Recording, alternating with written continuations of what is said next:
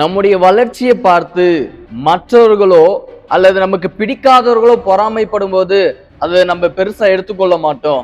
ஆனா நம்முடைய வளர்ச்சியை பார்த்து நம்ம குடும்பத்தினரோ நமக்கு பிடித்தவர்களோ நமக்கு நெருக்கமானவர்களோ பொறாமைப்படும் போது அது ரொம்ப வேதனையா இருக்கும்.